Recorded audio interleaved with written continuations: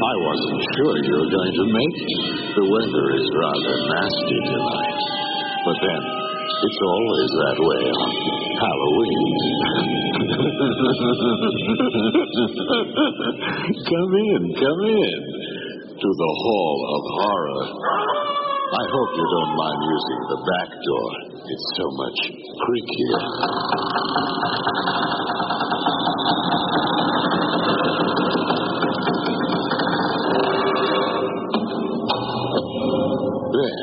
Please, take off your coats, put down those trick-or-treat bags, and sit right down next to your radio. Nice and comfy? Good.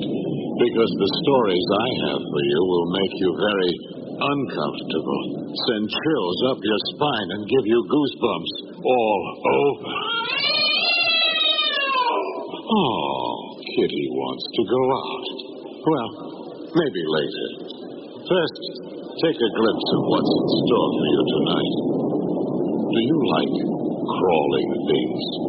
Cute little critters like rats and spiders? If you do, you might change your mind when they start to grow and kill. Be quiet. I don't want to wake the others. Look at the cage. What do you mean? The mouse. What happened to the mouse? Let's go over to the cage. The spider, it's doubled in size again. I know. The mouse is gone. Now, look at the partition between the two pens. It isn't any partition. That's right. And I don't think the partition slipped down between the two cages. I think the two holders for it were opened and then the partition slipped down. Does that mean you're endowing the spider with intelligence? Yes, that's right. Remember what I said earlier? Will it happen if the S quantity also enlarge the ability of the brain to think? Well, it's happened. That spider will kill. It can think. That hairy, crawling thing can think. Then we'll have a little history lesson as the mad hangman of London takes his gruesome business to America. Of course, he's been dead for decades, but that doesn't stop Jack Ketch. Oh, that's strange. What? The crickets have suddenly stopped. It's too quiet. Jim, it came from over there. We better take a look up. Yeah, it's too quiet, just as you said. There must be something terribly wrong up here. I hope nothing. Huh? Look. Hanging on that tree, swinging back and forth. It's a man. From out of the fog, a new form of life emerges, killing all in its path. Is there no way to stop it before it destroys us?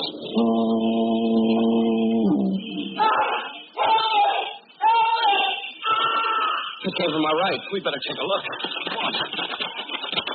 We're getting close to the lake. We'll leave it. Oh, wait a minute. There. Right there. Let's take a look. I hope he's all right. Roll him over. All right. He's dead. I know. You realize how he died? What do you mean? Look at him closer, Hal. His clothes aren't wet. Even his hair isn't wet. Look at the water trickling from his mouth. This man died less than a minute ago on dry land, 200 yards from the lake. He died by drowning. And finally, if you make it through spiders, ghosts, and deadly fog, there are the shadow people. Can you see anything?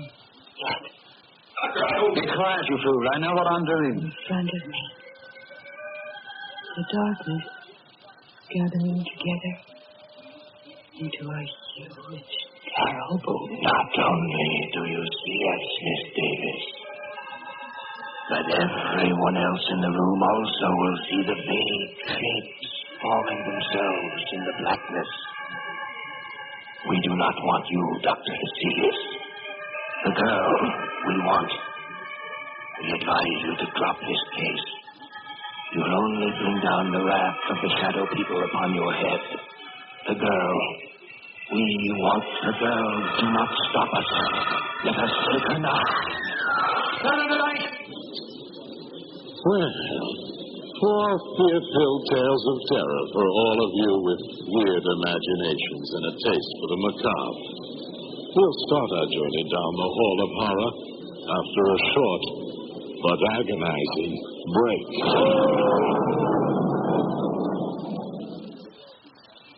We hope you're enjoying our Halloween Spooktacular. If you like to be thrilled and chilled, we think you'll enjoy owning a copy of Orson Welles' War of the Worlds, now available on LP or cassette tape. Here's how to order this historic broadcast for just $6. Rush $6 to Golden Age, Box 17068, Fountain Hills, Arizona. That's Golden Age, Box 17068, Fountain Hills, Arizona, zip code 85268. Be sure to specify if you wish LP or cassette. Here's your opportunity to have a complete LP or cassette copy of Orson Welles' War of the Worlds, exactly as it was heard on that fateful October night in 1938. The War of the Worlds on LP or cassette makes a great gift. Send $6 to Golden Age, Box 17068, Fountain Hills, Arizona, 85268. And now, it's time for our first story. I guarantee it will crawl right into your nightmares. It's called The Crawling Thing. Quite by chance, I've come upon this little diary of Emery, the mirror of a man's mind. I shall read you only those parts which concern the experiment, the months which brought him into contact with his ultimate death. Oh, yes. It begins on this page. July 7th. Today I met Dr. Henry Sindler. I've always recognized him to be one of the greatest research men in this field. I applied for the position of his assistant. I only hope that he accepted me. It would be a great opportunity for me if I managed to get the position. I remember when he walked out to meet me.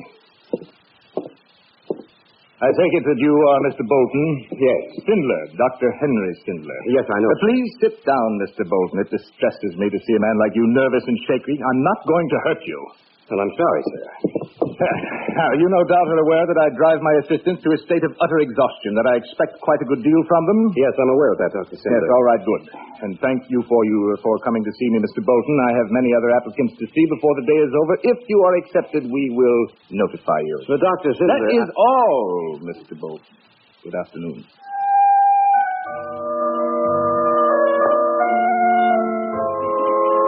July 11th. I was accepted. He called me this morning and said that he had chosen me to fill the position. Yesterday I felt sure that I'd been rejected and almost accepted the position with Gates, but something held me back. I am to see him tonight for dinner. This is Donna Atwell, Mr. Bolton, another member of the research team. How do you do? It's a pleasure to meet you, Miss Atwell. Will you join us in a martini? Yes, certainly. The laboratory up in the mountains should be completed by the end of this month. I have a few things to clear up here before we start on this new research. I imagine you're willing to live with me and the rest of my staff? Oh, yes, by all means, Dr. Sindler. Yes, excellent. I'm very interested in knowing what we're going to do. Tell him, Donna. Dr. Sindler is endeavoring to discover a method by which he can make plants and animals larger. Larger? Yes, Emery. Well, how? Every living thing, be it plant or animal, gives off electricity to a greater or lesser degree. By means of the electroencephalograph, science has already discovered the human brain gives off small microvolts of electricity. When a man becomes angry, this charge is strengthened. With the increased flow of electricity, his physical strength is also increased.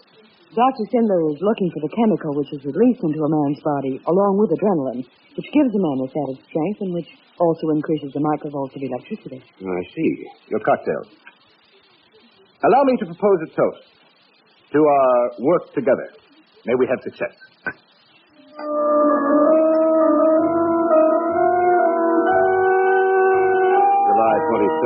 laboratory is finally completed. Cinder and I are going up by car tomorrow.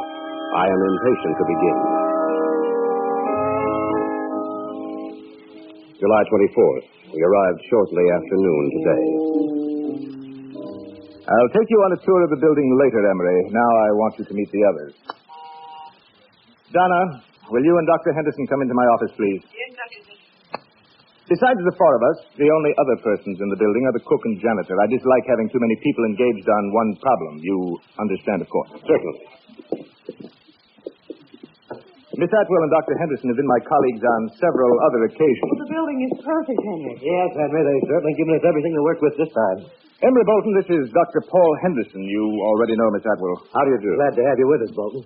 Emery, you are to work on the effects of the unknown chemical which is released into the body at moments of anger or peril along with adrenaline. I shall try to isolate the chemical. You are to discover what effect it has upon the nerves and brain.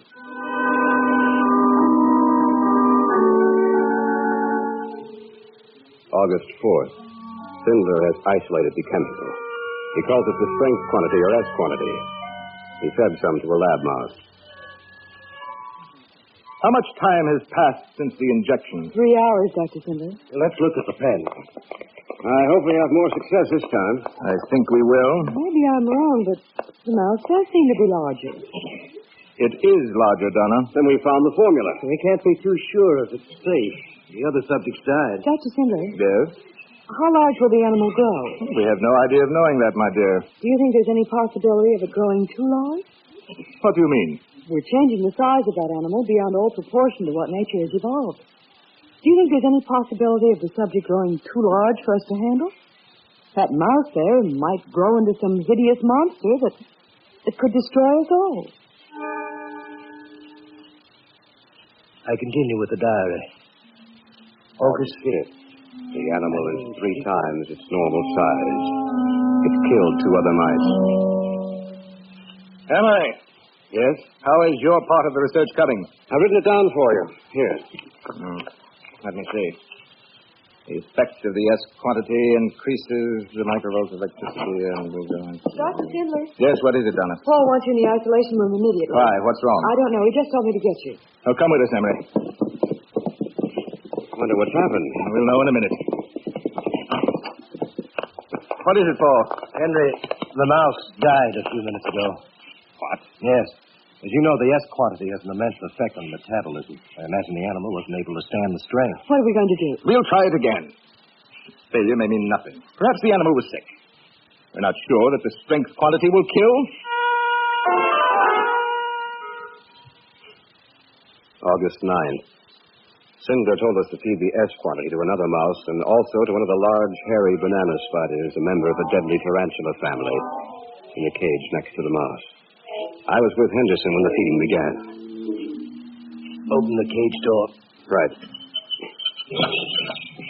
I'll set the food in here, like this. All right, close the door. Mm-hmm. Now the other one. Open the cage door. All right. That'll do it. Paul, do you think the spider will react to it? I don't know. I imagine so. Spider. What's the matter? Ever since I was a small child, I hated them. I get nervous whenever I see one. This type especially. You're a scientist, Paul. You should be completely objective in this experiment. I know I should, but that spider, that very crawling thing, I wish I could forget my fear and hatred of them, but I can't. They always seem so cold. A person feels that they have an unearthly, inhuman intelligence behind their beady little eyes. Of course, that's not possible. I think it's just the same. I wonder if the S quantity will also increase the size of the brain and its ability to think.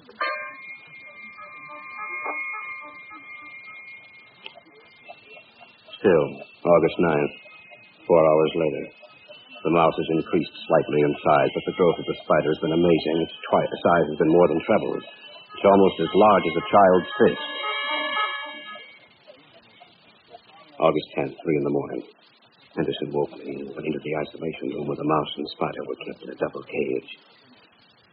Be quiet. I want to wake the others. Look at the cages. What do you... The mouse. What happened to the mouse? Let's go over to the cage. Spider. Doubled in size again. I know. And the mouse is gone. Now, look at the partition between the two panes. There isn't any partition. That's right. It slipped or was moved down to the bottom of the cage. Then that means that the mouse and the spider had nothing to separate them. But what happened to the mouse? Don't you know, Emery? Unless what? Unless the spider. And that's just what happened. Another thing, Emery. I don't think the partition slipped down between the two cages. I think that the two holders for it were opened and then the partition slipped down. That means you're endowing the spider with intelligence. Yes, that's right. Remember what I said earlier? It would have happened if the S quantity also enlarged the ability of the brain to think? Well, it has happened. That spider will kill. It can think. That hairy, crawling thing can think.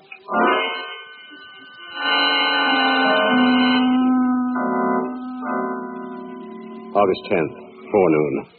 I didn't get much of a chance to see Sindler before 11. When I did, I discovered Henderson had already told him what had happened in the isolation room.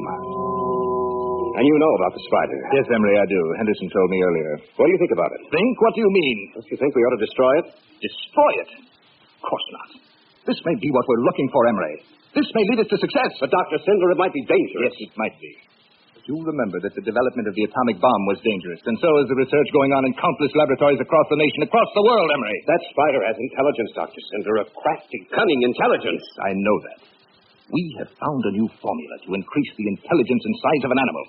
And, Emery, it will increase man's intelligence, too. Our contribution to the science of the world will be invaluable. There's nothing to worry about, absolutely nothing.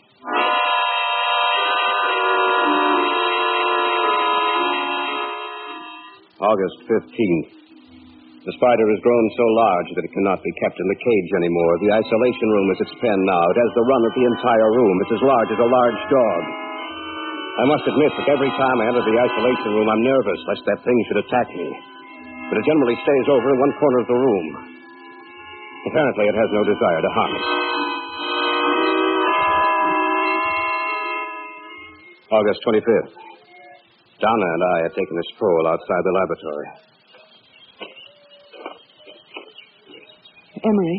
Yes? Emery, I've been with Dr. Sindler for several years. In all that time, he's never made a mistake. That is, up to now. What do you mean, Donna? I think he's created something that will only bring evil. That will only... Oh, I wish I had the words to express myself. I know exactly how you feel, Donna. I've talked to him about this before. I'm going to talk to him again when we get back. I wish you would, Emery. I wish you would. What are you doing in here, Emery? I want to talk to you, Dr. Sindler. Can't it wait till later? No. That noise, what? It's the sound of the spider as it moves closer to us. What did you want to say, Emery? I'll be quite frank about it, sir. I think we should destroy it. Why, that's nonsense, Emery. No, it's not. It's true we may learn something. It's true that we may even succeed in our research, but let's start over again. Let's experiment with something else, something that doesn't look like a monstrous throwback to a prehistoric age. Crawls and slides across the floor with its large, beady eyes always open, staring at you. Let's destroy it. What's the matter? Coming towards us. Come with me, Emery. Quickly, Fred. The creature. It was crawling towards us. I wonder if it can understand us. I wonder if it knows what we're saying. Either that or it sensed that I was urging its destruction. Maybe I'm wrong in it. I feel there's something malevolent about that spider. I get the feeling that it's waiting for the right moment. Waiting for a time when it will kill us. We'll continue with the crawling thing in a moment. I'd like to help you get started in the fascinating hobby of collecting old-time radio shows on cassette tape. We've put together a special one-hour sampler cassette containing excerpts from dozens of great old shows. One side, we've got comedy, drama, mystery, and kid shows. On the second side, there's a spine-tingling, full-length mystery show. We'd like to send you a sampler cassette for just $2. Along with the cassette, we'll send you a free catalog containing hundreds of great shows you can buy at special low collector's prices. For your sampler cassette and free catalog, send $2 to Collector's Catalog, Post Office Box 17068, Fountain Hills, Arizona 85268. We think you'll enjoy our special sampler cassette, recorded for our listeners. We tried to include all of the all-time favorites you'll want to hear over and over again. Send $2 to Collector's Catalog, Post Office Box 17068, Fountain Hills, Arizona 85268. You're listening to the Golden Age of Radio on KJY FM 94. And now we continue with our story on the Hall of Horror.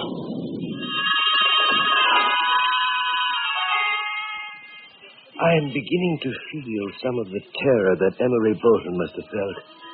I'm beginning to feel the presence of the crawling thing about which he writes through the words upon these pages. The diary continues. September 8th. The cook and janitor left today. If we remain here, they'll be forced to do all the work they did. Henderson has been acting queerly. It's a strange, haunted look to his eyes. He barely eats at all. Either he's ill physically or mentally. What's the matter with you, Paul? What do you mean? You look ill. You're not yourself. Can you be yourself, Emery? That crawling monster in the isolation room?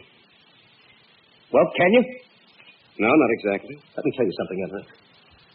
My dreams, I see. My dreams in the dead of night. I see those beady eyes looking for me, trying to pierce the darkness. And I feel drawn to it. As if it hypnotizes me. I feel that I'm caught in its web. Just like a fly, Emery. It's like a fly. It's only your imagination. I'm not insane, if that's what you think. And I'm quickly being driven there. Did you ever look at those eyes for any length of time, Emery? Did you ever see the hatred and loathing and evil mirrored in them? I'm not imagining it. I see it. When the opportunity comes, I'm going to destroy it. Sinler or no Sinler, I swear to you, I'll kill it.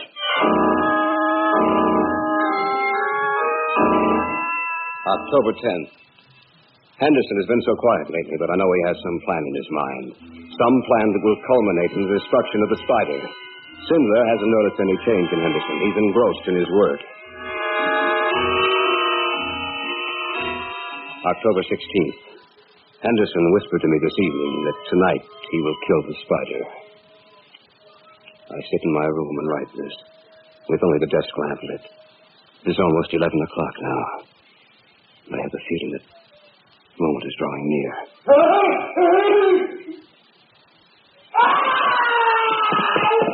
What happened? I don't know. I think we may find the answer in the isolation room. Come with me. You don't mean that Henderson went in there alone? I'm afraid he did. But that's against all my orders. Why would he want to go in there? Let's kill it. What do you mean? He hated and feared the spider. You'll see what happened right now. Here's the key. We don't need it. The door's open. Turn on the light. Good heavens. Back! Back to the other side of the room.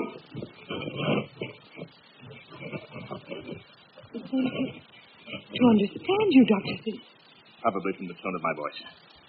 Now, to examine Henderson. He's dead. Yes. After all, in the spider's original size, the poison could kill a man. Here, give me a hand. Help me get him out of here. All right. Look out! The spider's coming to us. Help me with Henderson. Hurry! Let's get out of here. Hurry, hurry. Lock the door, Donna. Yes, of course.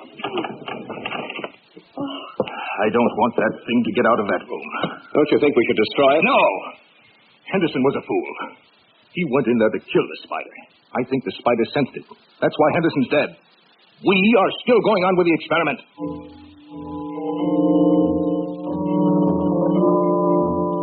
October 17th, we buried Henderson in the graying light of dawn. Even Sindler was quiet. October 18th, I am in charge of feeding it. Donna and I were in the isolation room today when a curious thing happened. Emery, look. What's wrong? The spider. It's crawling over to the table where the S quantity is. I wonder if If what? the spider's trying to get more of the S quantity. stop growing now because we stopped the injection. If it were to get more of the serum, it would grow larger. Going to get that bottle and take it out of here. Be careful, Emily. Don't worry, I will. Look out! He won't let me get past. Maybe we better get out of here. It's crawling towards the table. We have to stop We can't. It's lifting one of its legs. What is it trying to do? Get the bottle, Donna. The bottle is serum. Knock the bottle to the floor. It's going to drink that serum. Let's get out of here. You're right. What are we going to do, Emily? I don't know. I heard some commotion down here. What's the matter? Spider just got through knocking the bottle of chemical serum to the floor. But that means That it'll grow larger. I told you we should destroy that thing in there. Now it's too late. We don't know how large it'll get. Be quiet. That's right. Use your mind now, Cinder, when it's too late. We had a chance to destroy it earlier, but no, you wouldn't have any of that. A man of science, that's what you are. But you're a fool, too, Cinder. A stupid, misguided fool. That thing in there can kill us all. It's trying to break the door down. We'd better barricade that door. If we don't, it'll break it down in a matter of seconds.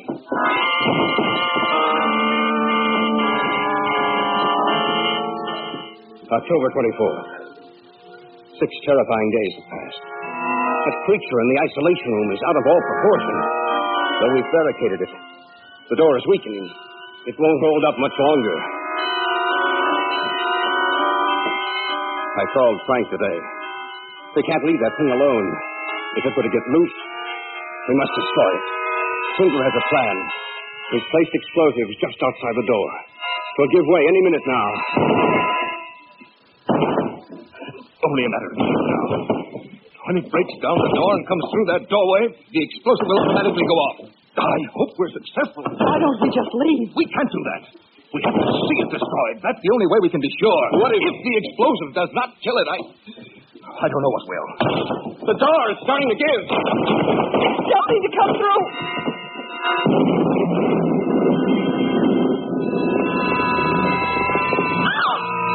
It wasn't us.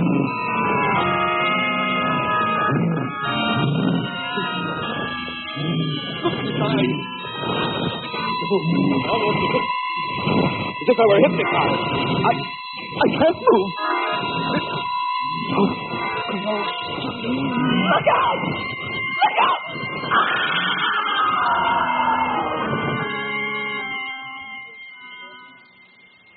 Even though the last entry in the diary is marked October 24th at 7 in the morning, in my mind I've reconstructed what must have happened after that last entry.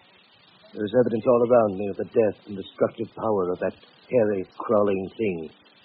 It must have left the building after what happened. I'd better get back to the city and notify the...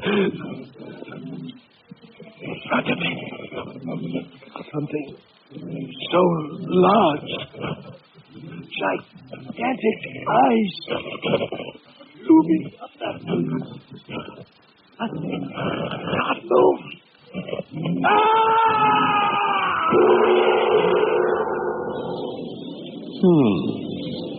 I wonder if that crawling thing is still out there. Imagine the web it could make and what might get caught in it. In a moment, another strange tale as history repeats itself with gruesome results. But speaking of things gruesome, it's time to take a station break.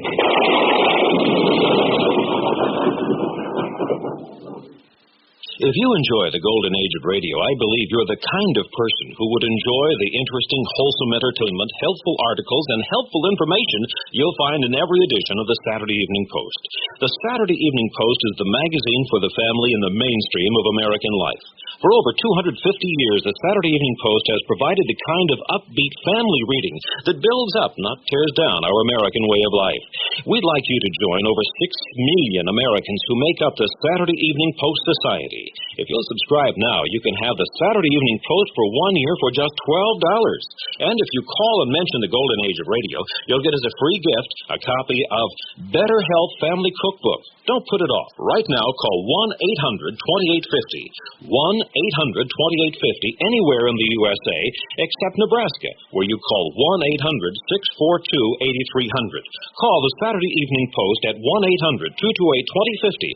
Subscribe now and get your free Better Health Family Cookbook. You're tuned to KJY FM 94, where memories are forever. The Hall of Horror returns. I hope you didn't have to wait too long. The plot of our next story hangs, as it were, on a little piece of rope. The Hangman's Rope.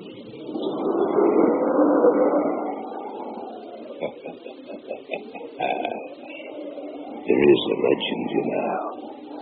All about the hangman.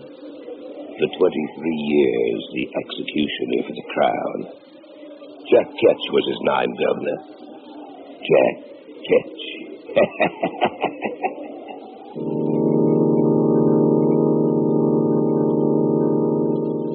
I remember we were on our way back from the lake, Jim and Carol and I.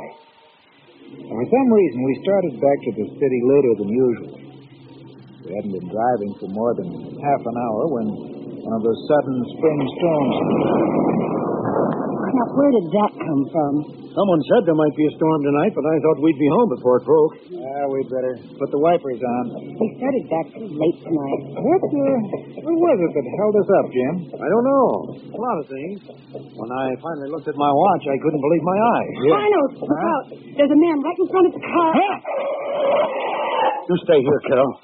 Come on, Arnie. We'd better take a look. Yeah, right. We didn't hit him, did we? I don't think so. Why would someone be out in the middle of the road on a night like this? There's a lot of crazy people in this world, Arnie. He must have been one of them. I'm getting soaked. Now, he was just about here. I can't understand.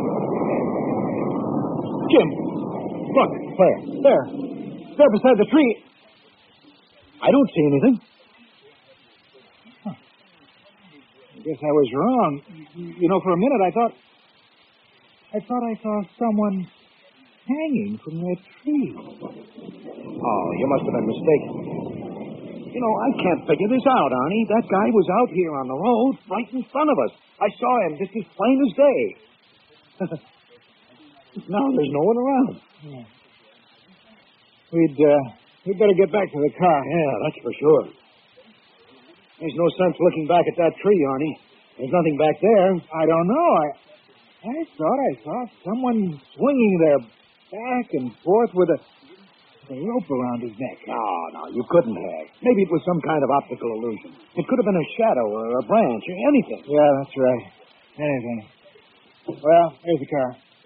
You two must like it out there in the rain. Are you kidding? No, I'm not. All the time that you were out there in the rain, the man you almost hit was talking to me. What did you say? You heard me. Oh, now, sis, wait a minute. I looked back at the car a couple of times. I didn't see anyone talking to you. Well, I don't know what's wrong with your eyes, then. I asked him if he couldn't give him a lift. And he said, no, he only had a little distance to go. Carol, honey, this is the truth. We didn't see anyone near this car. No. Look, I can prove it. He insisted I take this. That's strange. What? He was such an unusual man. Not American. He insisted that I accept a ring from him. Practically forced it on me. I put it in my pocket, and now it's gone. And in its place was a funny little piece of rope. Shaped like a hangman's noose.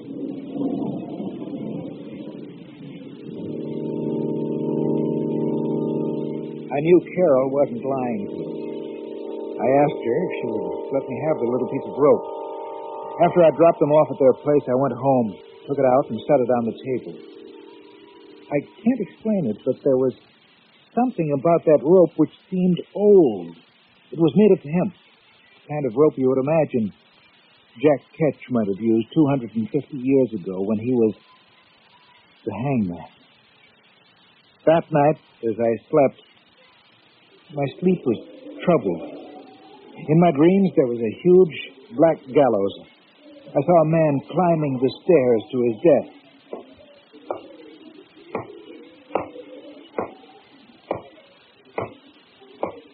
He reached the top and stood there. Standing beside him was a black hooded man. He raised his hand and the trap door sprung open. There was a scream.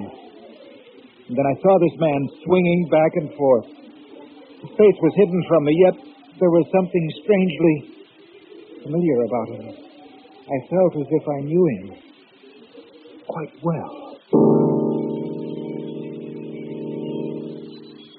When I awoke from my dream, I couldn't get back to sleep.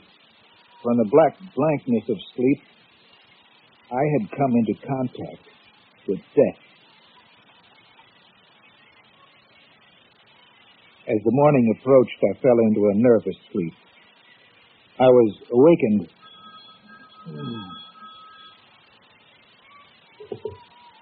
Hello? Arnie, this is Carol. Could you meet Jim and me for lunch today? What time? About 1? I hope you'll forgive me if I don't sound awake, Carol. I just couldn't sleep last night. I didn't sleep either, Arnie. I'll see you at 1. Then I guess I wasn't the only one who missed out on sleep last night, huh? That's right. I don't know what it was, but I had the craziest dream. When I woke up, I couldn't get back to sleep. That's what happened to me, too. What kind of dream was it, Carol? Well, everything was dark and gloomy. I seemed to be watching an execution, an old-time execution, maybe 200 or 300 years old. A man walked up the steps of the gallows. Another man was there with a black hood over his head. He raised his arm.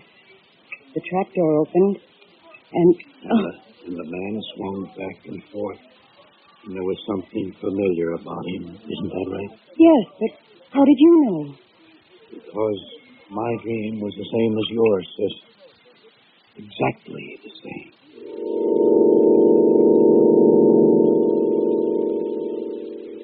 Jim's and my vacations were due the following week. We decided to spend it up at the lake, where his family had a cottage. Carol said she might be able to join us on the last weekend, but not before that. Jim and I left the following Friday night. Well, I can certainly use this vacation. And maybe we can catch a few northerns this time, huh? Maybe. Is your family going to come up here while we're there? No. Carol will be up the last weekend, that's all. Well, then I guess we'll have the place to ourselves, huh? Yeah, I guess so. Hey, why are you stopping here? Last Sunday night. This is where we stopped. I'm going to get out and take a look at the side of the road for a minute. Oh, Arnie, why don't you forget about it? I just wanted to check it, that's all. That's the tree, isn't it? I think so. On that limb. That's where I saw him hanging. Oh, just thinking about it makes me nervous. Come on, let's go back to the car. All right. Carol said that while we were out of the car, she was talking to the fellow we saw. If that's the case, I can't understand why we didn't see him, too. You know, Jim, there just wasn't enough time for him to get away from the car without our seeing him. Unless what? Unless he was never there. Oh, but that couldn't... Arnie! Look! Car seat. Another little piece of rope.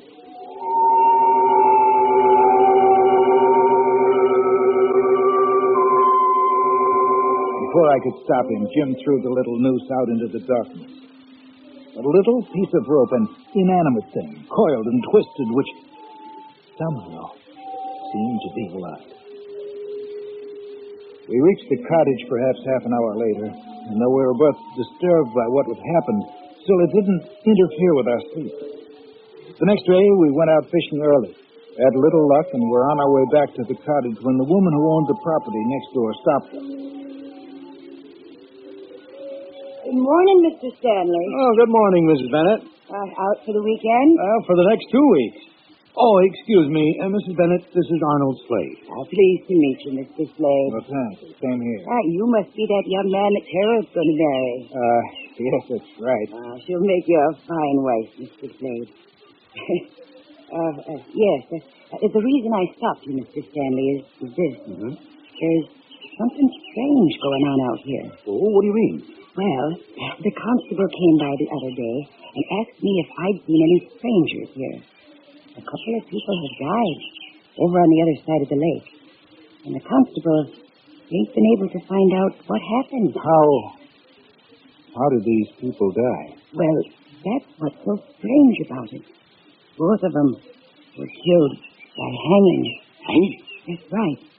Old Mr. Taylor, who lived about a mile down by the shore, he was one of them, and he couldn't hardly walk.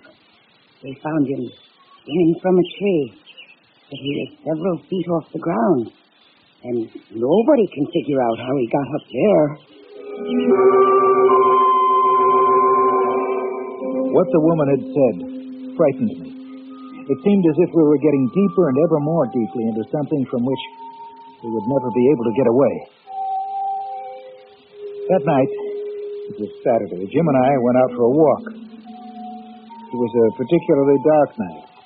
The moon was obscured by clouds, and as we walked along, I could hear the chirping of many crickets. And occasionally a bullfrog's hoarse voice raised in protest. Arnold, this thing has me worried. In what way, Jim? This whole thing. Last Sunday night and today when we stopped by the tree. And then what Mrs. Bennett told us. I've been thinking about it, too. Well, that's strange. What? The crickets have suddenly stopped. It's too quiet. Jim, it came from over there. We better take a look.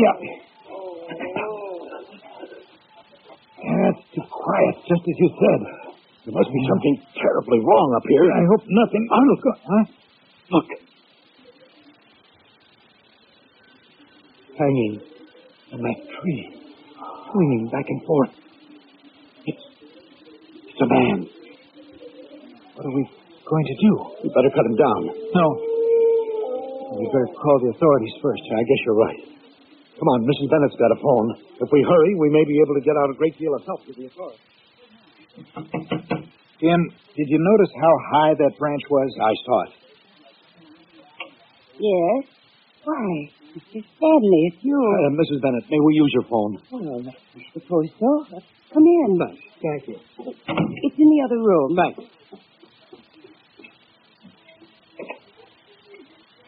What's the matter, Mr. Slade?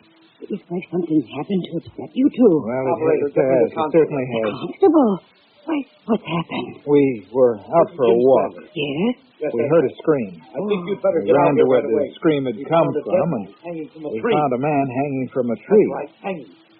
Yes, we'll stay here at Mrs. Bennett. Yeah, thanks. Oh, what you're telling me the truth, young man? That's the truth, ma'am.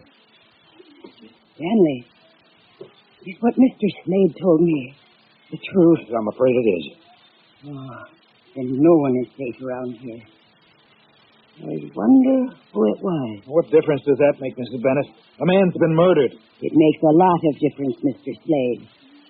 If it was Bill Roberts, then it was just like the other two. I saw him just the other day. And he said someone was playing a joke on him. That he'd been sent a little piece of rope, shaped in the form of a noose. The Hall of Horror will continue after a short pause. We hope you're enjoying our Halloween Spooktacular. If you like to be thrilled and chilled, we think you'll enjoy owning a copy of Orson Welles' War of the Worlds, now available on LP or cassette tape. Here's how to order this historic broadcast for just $6. Rush $6 to Golden Age, Box 17068, Fountain Hills, Arizona. That's Golden Age, Box 17068, Fountain Hills, Arizona, zip code 85268. Be sure to specify if you wish LP or cassette. Here's your opportunity to have a complete LP or cassette copy of Orson Welles' War of the Worlds, exactly as it was heard on that fateful October night in 1938. The War of the Worlds on LP or cassette makes a great gift. Send $6 to Golden Age, Box 17068, Fountain Hills, Arizona, 85268. Let's return now to the Golden Age of radio here on KJY FM 94. And now, back to our story, The Hangman's Rope.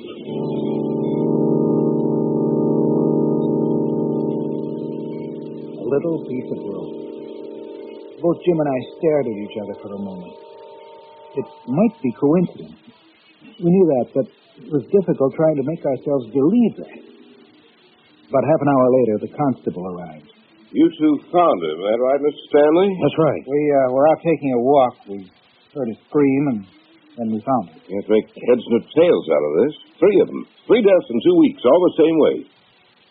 They all received a little piece of rope just before they died. A little piece of rope? Yeah, that's right. I say all 3. I ain't seen the body yet, but I have a pretty good idea who it is. Bill Roberts. It's enough to make a person afraid of the dark, Constable. Yeah, ain't it? Well, I want you two to take me to him. I'll go, too. No, you stay here. You stay off the phone. Oh. I don't want the rest of the people to hear anything about this, at least for the time being. Things are bad enough as it is. All right, come on, let's go. Now, remember what I said, Mrs. Bennett. Don't you worry, none, Constable. I hope that woman stays off the phone. Whole county will be in an uproar if she doesn't. You, have any idea who's behind these deaths? No, I haven't. Funny thing, he was up so high. I don't see how he could have gotten up there by himself. I only wish I had something to work on. Well, we'll see if he's just like the others in a little while. How far away was he? There he is, Constable. I want to get a look at his face. Yeah. I was afraid of that. Who is it? Bill Roberts. But how did he get up there? Grant is 20 feet off the ground. Take an acrobat to climb that tree. Bill wasn't any acrobat. Well, how did he get up there? I don't know. 3 people received pieces of rope, and then a couple of weeks later, we find him hanging from a tree. You tell me the answer.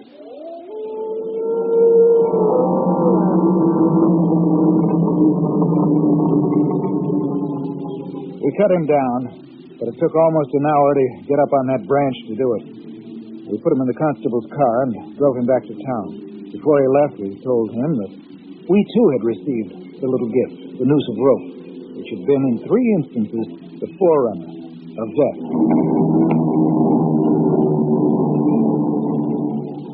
When we got back to the cottage, we had a bite to eat, and seeing as we weren't in the mood to sleep, we sat down to read. I picked up a little book I hadn't seen before and read it from cover to cover. It held an eerie fascination, but I wasn't able to put it down till the last page had been turned, the last word read. Jim? Where did you get this book? I don't know. I don't think I've ever seen it before. What? It looks like the first edition of 200 years ago. Let me see it. Here. A short history concerning the mysterious reappearance of Jack Ketch, a hangman who served as executioner for 23 years. I've never seen this book before. Well, then how did it get here? I don't know. Jack Ketch. Hey, he was a hangman in England who took too much pleasure in his work. Isn't that right? I think so. How much of this did you read? All of it. It's not very long. And this is what I got out of it. Before he died, the book says he had made some kind of a pact with an evil power. It seems they actually do have a written copy of that agreement somewhere in England. There's his signature. And an illegible scrawl that no one has ever been able to decipher. The pact promises life after death for him in exchange for certain services. Then the book says that year after year, some rather mysterious deaths have occurred. They find the victims hanging from the branch of a tree almost impossible to climb. And the book also says that each of the murdered people received a little piece of rope before their death, identical to the ones Jack Ketch used as executioner. That is the warning. The warning of death to follow. But that's impossible. The man's been dead for over 250 years. That's right, he's dead. But the rest of the story, it's exactly the same thing that's happening to us.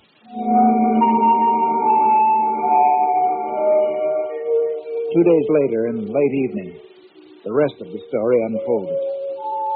Jim had gone down to the store to pick up some cigarettes. I'd been down to the shore doing a little fly casting and had started back up to the cottage. I was surprised at how quickly night had fallen. I wished that I'd brought along a flashlight. From somewhere across the lake, I heard the cry of a dog, and the sound of it filtered through and was carried along by the night air. For some reason, I became unaccountably nervous. I stopped walking. I felt someone was watching me. Then from the darkness of the trees, a man emerged. Here now. Where be you going? Well, back up to my cottage. I was doing some fly casting till night came. Any luck? No. I'd better be going. No need to hurry away. Nice out here, ain't it? I suppose so. Strange thing, you know. The little creatures have stopped. Little creatures? That's right, Governor. Crickets and the frogs. They stopped talking. Yes, they have. You frightened to be, Governor? Of course not. What are you laughing at? You wouldn't understand it, Governor. Is that you down there, Mr. Slade? Yes, Mrs. Bennett. Do you mind if I join you? No, of course not. Oh, good. I'd better be gone, eh, Governor? I'll see you another time. Who are you talking to? I don't know. He just stepped out of the darkness, and there he was. Well, I guess he's gone now. Yes, I guess he is. Where's Mr. Stanley? He went down to pick up some cigarettes. He should be back soon. Oh. Well, the constable told me to tell you that he'd be out tonight. Oh, thank you. Would you mind walking me back to my place, Mr. Slade? It's rather frightening out here when it's this dark. I'll be glad to. That man you were talking to, what did he look like? Well, I don't know. I couldn't see his face. He had an accent. It sounded like he might have come from London. Wait a minute. Huh? I can't understand it. The crickets and frogs, they've been starting and stopping all night. They must be afraid of something. Every time they stop. What'd you say? Every time they stop, something happens. Arnold, where are you? I'm walking Mrs. Bennett back to her cottage. Anything wrong? No. I got back from the store and I was wondering where you were. It's just that I have a strange feeling that something is going to happen. Let's go up to our place, Mrs. Bennett. Maybe the constable will want to see you, too. That's a good idea. Land sakes, Mr. Slade. The strangest things have been happening out here lately. Arnold! We'll be right there, Jim. Well, there's someone up here now. I thought it was... Jim! Something's wrong, Mr. Slade. I don't know. Jim! What's the matter? Answer me!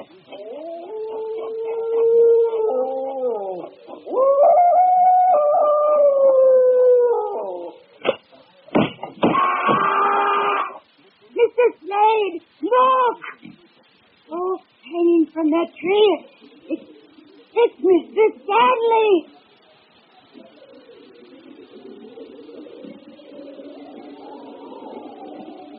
There is a legend, you know.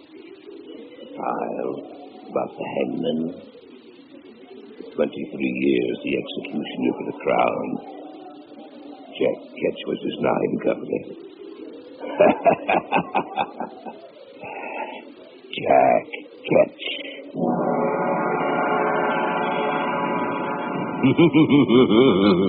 Mr. Ketch is a man after my own heart. Just as long as he isn't after my neck. A little touch of history here in the Hall of Horror. Halloween has a strange history itself. A curious mixture of Roman and pagan harvest festivals merged with the Christian All Saints' Day. It seems that on the night before, the creatures of darkness are said to be abroad in the land, and the forces of mischief are let loose. Mix that with those harvest festivals, and we get treats as well as tricks. In a moment, I'll have a treat for you. Another terrifying story from the Hall of Horror. But first, I've got a trick. This pause for some announcements. I'd like to help you get started in the fascinating hobby of collecting old-time radio shows on cassette tape. We've put together a special one-hour sampler cassette containing excerpts from dozens of great old shows. One side, we've got comedy, drama, mystery, and kid shows. On the second side, there's a spine-tingling, full-length mystery show. We'd like to send you a sampler cassette for just $2. Along with the cassette, we'll send you a free catalog containing hundreds of great shows you can buy at special low collector's prices. For your sampler cassette and free catalog, send $2 to Collector's Catalog, Post Office Box 17068, Fountain Hills, Arizona 85268. We think you'll enjoy our special sampler cassette, recorded for our listeners. We tried to include all of the all-time favorites you'll want to hear over and over again. Send $2 to Collector's Catalog, Post Office Box 17068, Fountain Hills, Arizona 85268. This is KJY, Big Band 94, CKJY FM. Welcome back to the Hall of Horror. I hope you didn't think we were finished yet. I still have 2 chilling tales left, and you wouldn't want to miss them, would you? Take a look outside. Is it nice and foggy tonight? Then you'll be especially interested in the next story. If it isn't foggy, better prepare yourself for what happened the night the fog came. If the theory of evolution is correct, then there is a connection between the minute organisms which are found to be living in water and life as we know it today. But what connection with us did those things have which came from out of the fog? What connection with human life did those horrible creatures who came from the depths have? And what is their purpose? Why did they suddenly appear and destroy, then vanish as suddenly as they had come? I shall tell you as much as I know about it. Listen to the tale of the night the fog came. The first inkling of their existence came to us as we were going through some routine research. I dropped over to the lab to see Hal. Harold Enroth was perhaps one of the foremost men in his field. Our friendship stretched back for many years. I'd been away for a while, and so I dropped in at the lab to see him one morning. Jeff, you old dog, you're a sight for sore eyes. How are things going, Al? Fine, couldn't be better. How'd you like your vacation? I can't wait till next year. I hated to come back. You know, Jeff, I'm glad you dropped in. I have a little problem. Oh? What is it, money? No, not that. Here, I'll show you. Pull those blinds, will you? Sure. Yeah, that's fine. There you are. I have a specimen here on the slide. I want you to take a look at it. Go ahead. Turn the projector on. All right. There. What do you think of that? I don't know. It looks like some form of water life. I don't think I've ever seen it before. This has been enlarged 100 times. There's no use trying to recognize what it is. It's a form of water life completely unknown to us. A new form of life. Where did you get this? It's a specimen of water one of our field researchers took from the westernmost tip of Lake Superior, somewhere near the Wisconsin-Minnesota border. Have you contacted anyone else about it? No. Why not? Well, it's... Come on. Don't try to avoid telling me, Hal. We know each other too well for that. All right. Listen to me, Jeff, all right? Everything I say is fact. I've conducted countless tests to discover what I do know about this form of life. That thing is able to reproduce itself. A hydra type? Possibly. That's beside the point right now. What's more important, all trace of the other organisms in that drop of water has disappeared. Are you serious? Of course I am. And another thing, there was a little mist hovering above what was left of the water. A mist? That's what I call it. Something like fog. Why, that's impossible. No, it's not. I know that when the water evaporated, it should have been dispersed into the air. Eventually it was, but not for several hours. Oh, I'm sorry, Hal. I still can't. Here, I'll show you. We have a little of the water left. It's over here in this jar. You can see for yourself. It looks just like ordinary water. I know it does. But believe me when I say it isn't. Now, it'll take just about 3 minutes.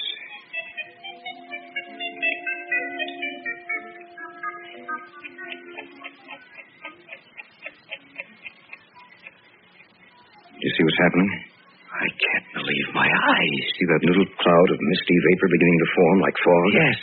But what causes it? I wish I knew. Our field men say the conditions up there are getting to be unbearable. The whole area for 100 square miles is almost covered completely by this fog. What are you going to do? Well, I'm going up there myself. Jeff, if I send for you, will you join me? Of course. I may need you. I may need everyone I can get. It's begun to play on my mind, Jeff. Somehow I think there's something in back of this. Where has this form of life been, or did it just develop? What's its reason for being here? Perhaps we'll find the answers to those questions when we get there, Arnold. Perhaps. But I'm convinced of this much, Jeff. Whatever it is, whatever that fog is hiding, poses a new problem for us.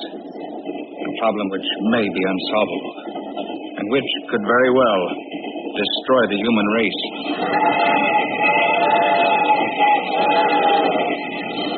Simpson seemed disinclined to talk, so we spent the remainder of the trip in silence, both of us lost in our thoughts. We arrived at the town and then hired a car to take us to the little village, where we would find Hal Enron. The closer we came to our final destination, the darker the sky became, and the air was heavy with a mist which was both damp and clammy. It was an old rickety car, and the roads were little better than the ground on either side of it. The car stopped a few hundred feet from our destination. You gotta walk the rest of the way. You said you'd drive us all the way. Look, mister, I come farther than I was going to in the first place. I ain't no mood to go into the woods up there. If you're gonna go, then you walk in. Jeff, can't you do something? I don't think so. Here's your pay. Thanks. Let's go, Arnold. It could be worse, Arnold. I suppose so. He seemed genuinely afraid. Aren't you? A little. Yeah, we must be pretty close to the lake. I've never seen the fog this thick. It's unnatural.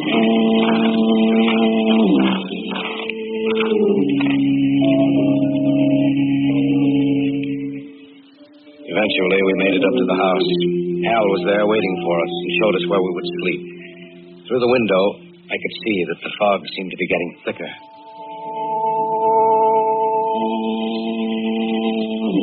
That's an eerie, lonely sound. You get used to it after you've been here for a while. Hal, you wrote me that this fog, the new form of life, had disappeared. It had. But 2 days ago, it suddenly reappeared. And with it, the fog returned. Then there must be a connection between the two. Yes, but what? I haven't any idea. Look, I have to go down to the village for some food. We don't have enough here to feed 4 of us. Will you come with me, Jeff? Certainly. I'll be right back, Arnold. It's only about a mile away near the lake. Go ahead. That trip made me tired. I think I'll take a nap.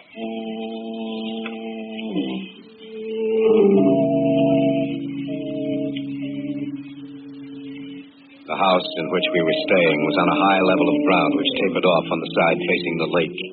It was only 3 in the afternoon, but it looked almost as dark as late evening. And there was something about that cloudy mist. It was cold and clammy and smelled strongly of the lake. I don't see how you were able to stand it up here by yourself. Well, I had a lot of things to interest me. I was all ready to meet you at the station, but then when I got your call, I didn't know what to think. I wish I could understand this, Jeff.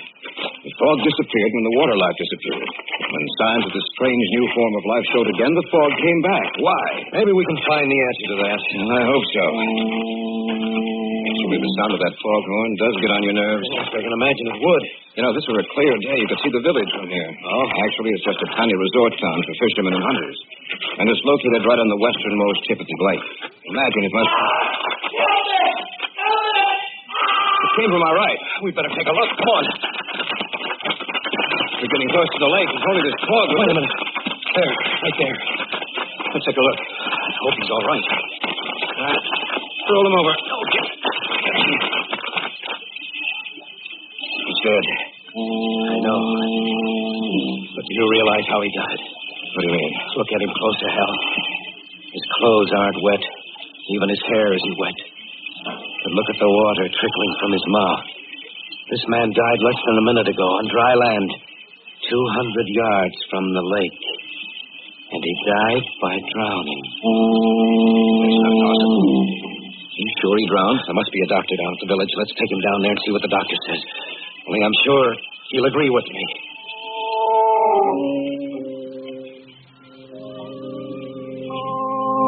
Together, we carried the man down to the village. Luckily for us, he was a slight build, not too heavy. It took us almost half an hour to get him down there. When we finally did arrive, it took another few minutes to locate the doctor. What do you think, Doctor? Get them up. All right. Will you please wait outside? The doctor can't work with you in here. He's just like all the others, ain't he, Doc? Please wait outside. Thank you. What did he mean by he's just like all the others, Doctor? Just what he said. Ever since this fog has settled down again, 5 people have died. All in the same way? Yes. You mean by drowning?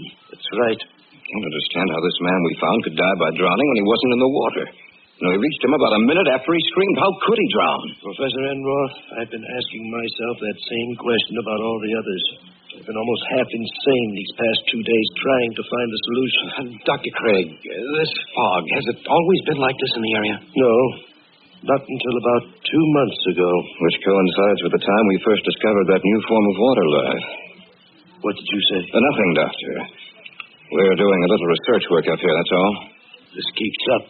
I'm afraid of what might happen. I've never seen anything like it before. The fog, those deaths, how can they be explained? We don't know, Doctor. We just don't know.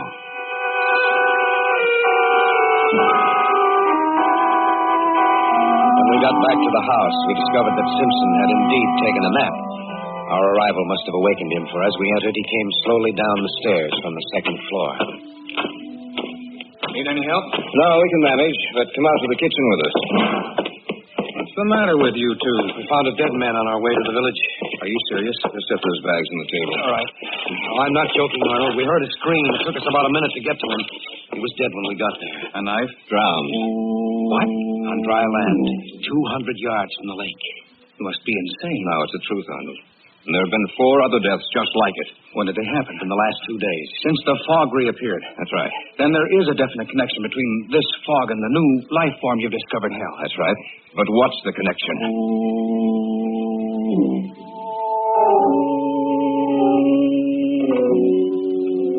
We'd gotten back to the house about 6 o'clock. It was about 7 that it happened.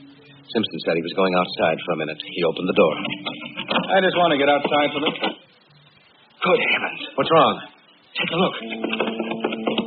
The fog is so thick. I've never seen anything like that before. Shut the door. Some of it's getting inside. It's moving along the floor. Just shut the door. Did you see it? Yes. The fog. Just like it was alive. Moving like a living thing. Creeping along the floor.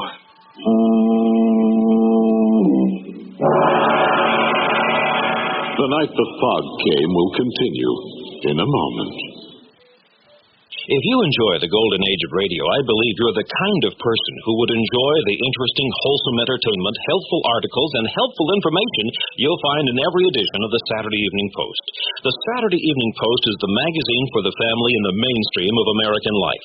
For over 250 years, the Saturday Evening Post has provided the kind of upbeat family reading that builds up, not tears down, our American way of life. We'd like you to join over 6 million Americans who make up the Saturday Evening Post Society. If you'll subscribe now, you can have the Saturday Evening Post for 1 year for just $12. And if you call and mention the golden age of radio, you'll get as a free gift a copy of Better Health Family Cookbook. Don't put it off. Right now, call 1-800-2850. 1-800-2850 anywhere in the USA except Nebraska, where you call 1-800-642-8300. Call the Saturday Evening Post at 1-800-228-2050. Subscribe now and get your free Better Health Family Cookbook. We now continue with our story. The night the fog came. When Simpson had opened the door, the fog crept into the house through little wisps that curled and snaked this way and that. It looked like a thing alive. You saw it, didn't you, Hal? Yes, I saw it. What does it mean? I'm afraid of what it means. You mean you know? I hope I'm wrong, but I'm afraid I'm not. It's just possible that this form of life is developed from something that was present in the water all the time. The great brute animals ruled the world before man appeared and then were destroyed. Eventually, mankind wrested the supremacy of the earth from the other animal and plant life. Perhaps the cycle is to continue. Perhaps, after man, this new form of life.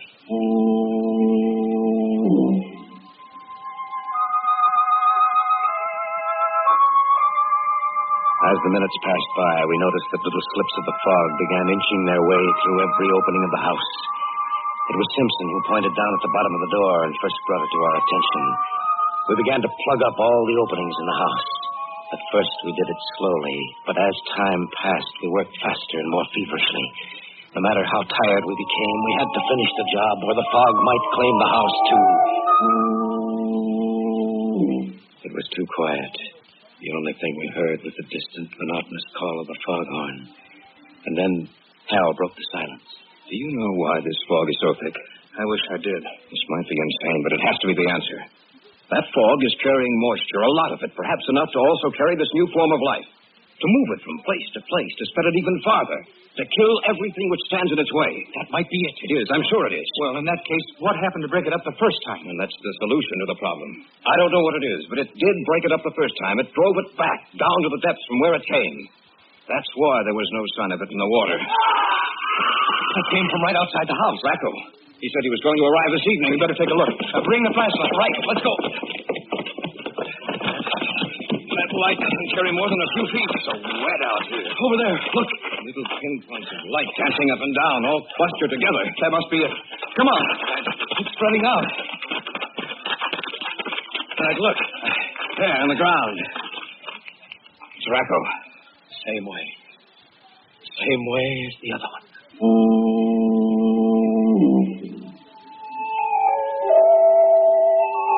The little specks of dancing luminescence had withdrawn from Racco's body, but now we noticed that there seemed to be more of them. We carried the body back to the house. We had forgotten to close the door behind us, and some of the fog had gotten inside. It wasn't too bad, however, and little by little it began to disperse. Look out that window. Yes, I see them. Gathering together with a whole mass, getting larger and larger all the time. Separating like the Hydra. It must be destroyed. Yes, but how? They created the fog. That must be the only way they can travel on land. They must have a basic water carrier. Have you realized what this means? What are you getting? The area this fog now covers is 100 square miles. Every animal in this area may lose its life. And then what happens? They divide again and again and again. And the area of the fog keeps getting larger all the time. If it isn't stopped now, while we still have a chance, it may never be stopped. And I ask you the same question, Simpson. How? I don't know. Someone's outside. Let them in quickly. They're moving towards the house. It's a miracle that you did. Sit down, Doctor. Thank you. I was out for a call on my way back to town. I noticed how thick the fog was. And then I noticed the animals lying dead in the forest. The smell of their death was in the air. I continued on towards the town. And then I saw the bodies lying just where they had fallen. The whole town seemed to be covered by a strange luminescent mass which in some manner moved. I was afraid. Then I thought of you people in this house, and I got here as soon as I could. I don't know how long we'll be able to withstand them, Doctor. I'm sure the townspeople are dead now. In fact, almost every living creature in the area must be dead. But what is it? What caused it? If we get out of this alive, Doctor, we'll tell you. Look outside. It must have split again. It's Twice the size it was. What are we going to do? Look under the doorway. They're getting through. Plug it up. Use some newspaper, clothes, anything. We've got to stop it. Constant opening and closing of the door. Loosen the other things we had down there. I think that'll do. Look, the things that did get in. First you see their light, and then they're gone. What happens to them? Perhaps we can't see them. Or perhaps they die. Al, wait a minute. Your first letters to me mentioned the fact that the mist had been dispersed. What caused it? I don't know. Doctor, you're a native of these parts. Yes. I want you to tell me about anything unusual which happened that day. Well, I don't remember anything about that day particularly. I remember I was quite pleased to see that the fog had lifted. It was a beautiful day. Unseasonably warm. In fact, the sun was quite hot. Heat. I wonder if... If what, Jeff? These things, these Hydra-type creatures must die in the heat. This house is quite warm. The day the fog was dispersed was warm with a bright sun. Perhaps that's the answer. Doctor, is there any fire break around this area? Well, there was one cut through the trees several years ago. Yes. Case of a fire, a bad one, in the heavy timberlands. Everyone was instructed to get into this area. In other words, there's a complete fire break around this entire area. Yes. It comprises about 150 square miles. And that's it. It's the only chance we have. We'll burn out this area and hope it drives them back. There's some oil downstairs. Get it. We'll start the fire here and hope it sets fire to the trees surrounding this house. Be right back. We'll have to make a run for it once this place is on fire. We may not come out of this alive, but we can try.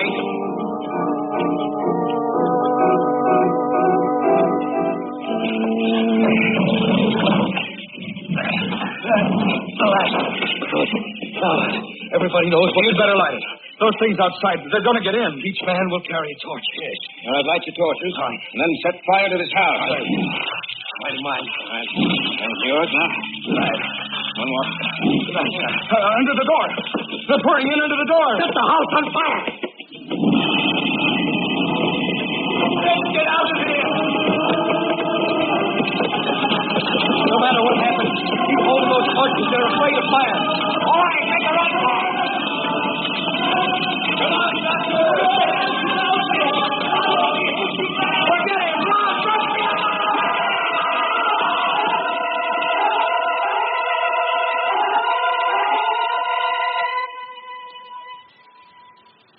The fire caught hold and the entire area was burned out. A week later, the smoke had cleared and the fire was out. There was no sign of the fog, which had meant death to so many things. I had caught a glimpse of the doctor. He had dropped his torch and it had gone out. He was immediately engulfed in those luminescent killers. I'm going back up there with Enroth and Simpson. Though there is now no trace of those things in the water, still we know they lurk somewhere waiting for their moment. We must destroy them once and for all before that moment arrives.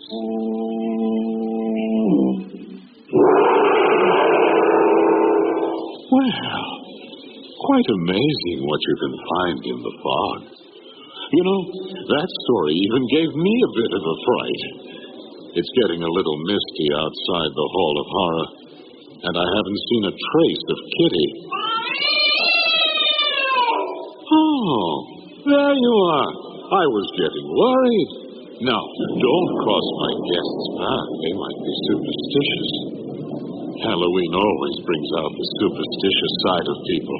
A black cat like Kitty here is associated with witchcraft, and its dark, sinister look can easily make you think of bad luck. To fool the evil spirits that walk on Halloween night, people would dress up in costumes.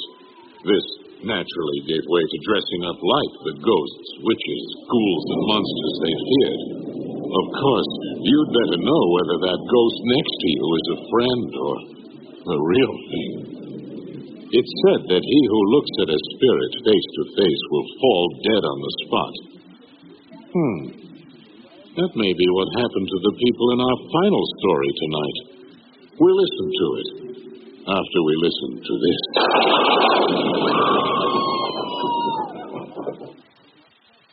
I'd like to help you get started in the fascinating hobby of collecting old-time radio shows on cassette tape. We've put together a special one-hour sampler cassette containing excerpts from dozens of great old shows. One side, we've got comedy, drama, mystery, and kid shows. On the second side, there's a spine-tingling, full-length mystery show. We'd like to send you a sampler cassette for just $2. Along with the cassette, we'll send you a free catalog containing hundreds of great shows you can buy at special low collector's prices. For your sampler cassette and free catalog, send $2 to Collector's Catalog, Post Office Box 17068, Fountain Hills, Arizona 85268. We think you'll enjoy our special sampler cassette, recorded for our listeners. We tried to include all of the all-time favorites you'll want to hear over and over again.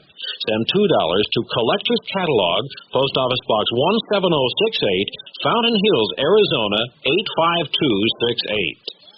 You're listening to the Golden Age of Radio on KJY FM 94.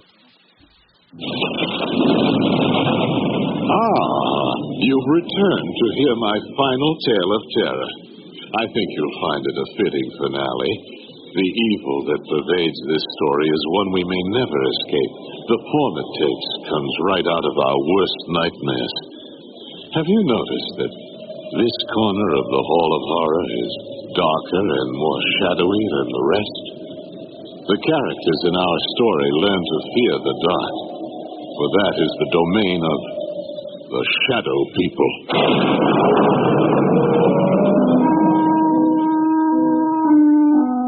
Somewhere along the line of your life, you've met them.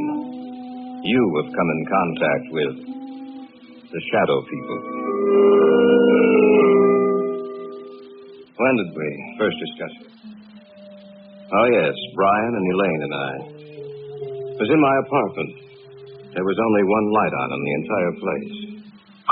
What's wrong? Elaine, what's the matter? Oh, it's silly, I know, but I thought I saw something in that doorway over there. Where? Over there, right over there. Where are you going, David? Over to that archway, just to let you know that nothing's here. You see, Elaine, nothing's wrong, nothing at all. Are you satisfied that there's no one else here but us? Yes, I'm sorry. I just thought that leave the overhead lights on. Sorry, I thought that... Put them back on, David, please. All right, Elaine. What's bothering you, sis? I don't know. It's just that... I don't know. Tell us about it, Elaine. Tell us what's bothering you. You promise that you won't laugh at me? Of course not. Brian? Elaine, I'm your brother. If something's troubling you, I'd like to know about it. All right, then. The reason I was so upset was the fact that I saw someone or something standing in that archway. But Elaine, David showed you that there was no one else in here. The lights were put on. You saw for yourself that we were alone. I'm not talking about something you can see in the light, Brian. I'm not talking about a human being.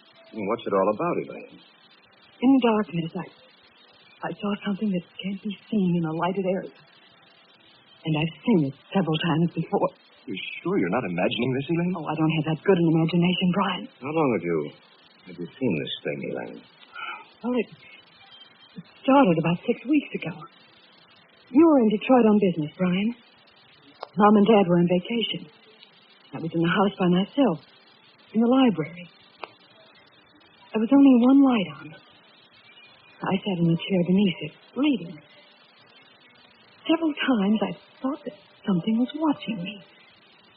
I felt there was someone in the room with me, standing right in back of me.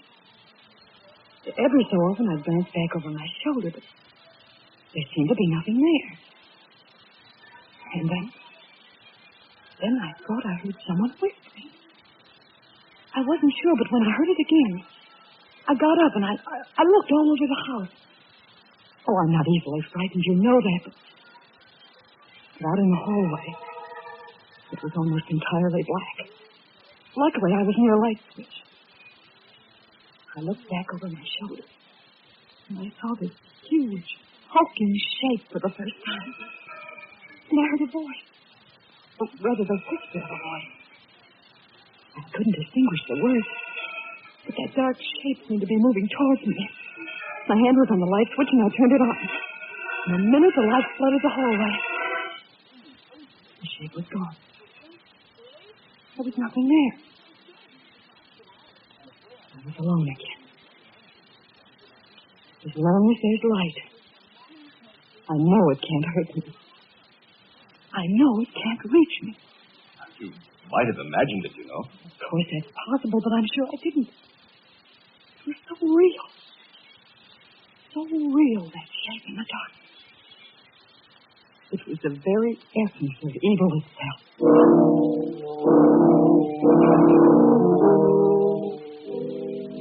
There was an old man I knew of, a Dr. Vestigius. I'd heard that he knew quite a good deal about the supposed supernatural manifestations which had taken place in the world. I went to him to see if he knew anything that might explain the events of the story Elaine had told us.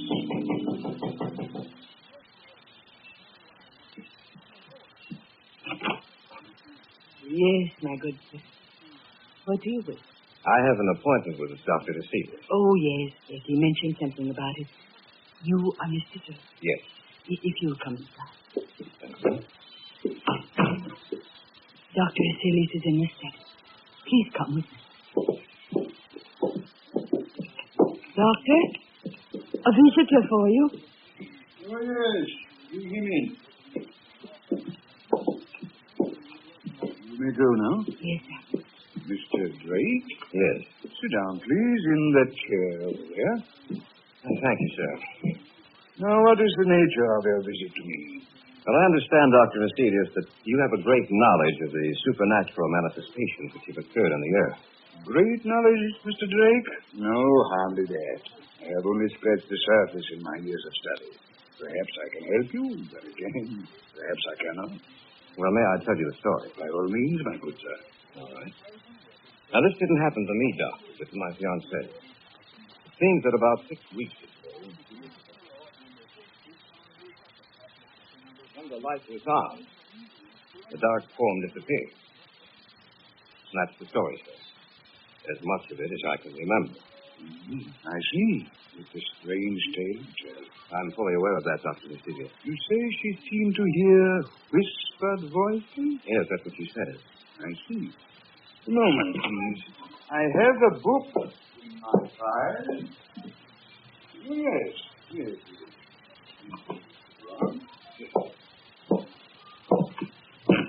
Perhaps I may be able to help you after all. Let me see. This is a very ancient book, Mr. Drake. I seem to remember... Yes. Here is an account of a happening such as you relate. And we shall live on the earth, and they shall not see us.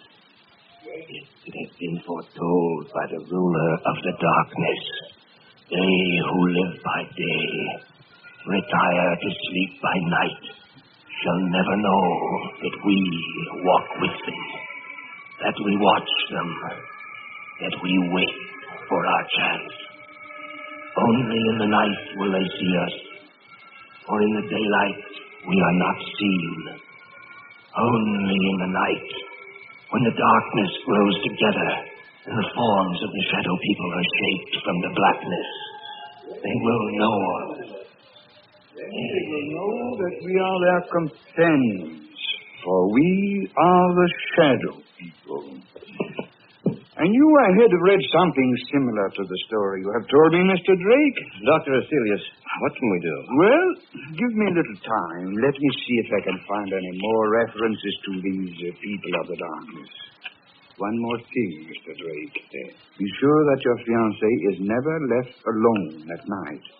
Be sure that there is some living thing, animal or human, which accompanies her every second of the night.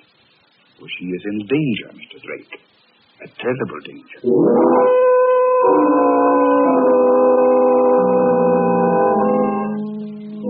That night, the night of the day I had seen Asilius, Elaine's mother died.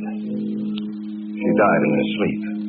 When she failed to appear for breakfast, Elaine's father went upstairs to see what was wrong. When he entered her room, he discovered that she was dead. The family doctor couldn't explain it, for Elaine's mother had been in perfect health. A few weeks later, I was out of the house spending a weekend with them. I glanced at the clock on the mantel, and it showed 11.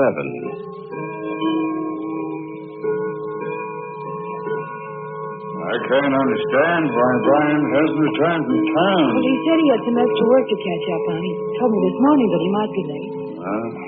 11 o'clock, I'm going upstairs. Glad you came out, David. Good seeing you again. It's a pleasure to be here, sir. Well, don't stay up too late. See you both in the morning. All right. Night, Dad. Good night, Mr. Davis.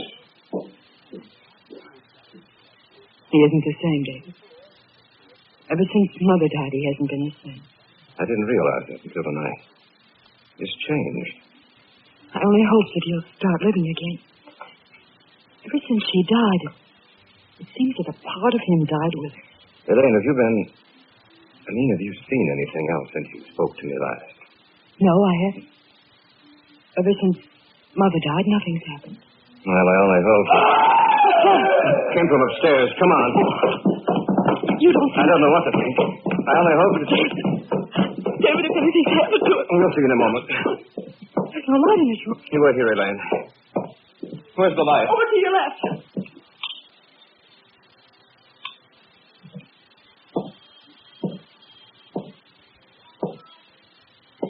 David, what's wrong? Why didn't you leave the light on? Your father's dead, Elaine.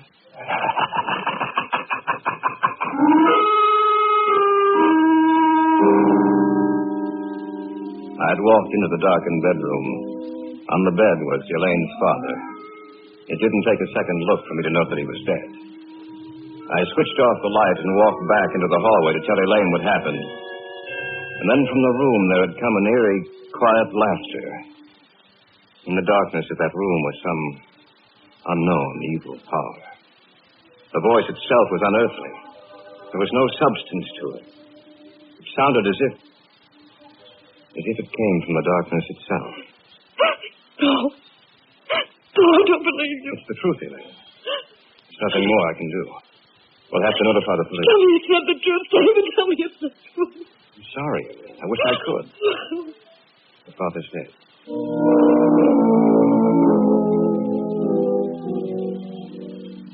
After the burial, Dr. Vasilius got in touch with me. He said that he wanted to meet both Elaine and Brian, that he wanted to talk to the three of them. Accordingly, a few nights later, he came out to their house. Miss Davis, will you tell me just when you saw the first manifestation? The night Brian was in Detroit. Now, Miss Davis, you have even seen this apparition in the company of other people, is that correct? Yes. The night at David's apartment. All right. Now I'll tell you what I think. You are in deadly danger, Miss Davis. These beings want to claim you. So far, they have had no success. Only in the darkness do they have power. Little by little, step by step, they have been removing the obstacles in their way to reaching you. First your mother, and then your father, Miss Davis. Both died in the same fashion. In the darkness, death struck at them. Now tell me, do you feel their presence here in this room as I talk to you? Yes. Turn out the lights, Brian. Stand by the switch, if you please, Brian. If anything happens, turn the lights back on. All right. Dr. Vasilius, I don't... Do you want me to continue working with you? Yes, sir. All right, then. Brian, turn off the lights. Yes, Doctor. The room now is in darkness, Miss Davis. Do you feel or see anything? No, Yes. Yes, I do. Do you see anything? Yes. Doctor, I don't... Be quiet, you fool. I know what I'm doing. In front of me.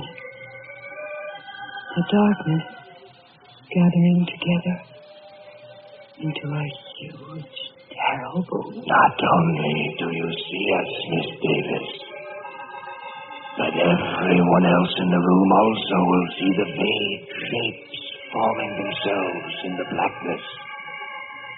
We do not want you, Dr. Vasilius. The girl we want. We advise you to drop this case. You'll only bring down the wrath of the shadow people upon your head. The girl. We want the girl. Do not stop us. Let us take her now. Turn on the light. They're gone. Miss Davis, are you all right? Yes. Yes, I am. Just as she said. The darkness. I saw it form into something, too. So did I. What are we going to do, Dr. Vasilius? At the present moment, I don't know. But this much I do know. You must leave this house immediately. You must try to get out of their reach. I don't know if that is possible. I hope it is. I shall have to return to my home. I must learn if there is some manner by which we can defeat these creatures. For the moment, leave this house. Dispose of it in any manner you may see fit. But leave this house.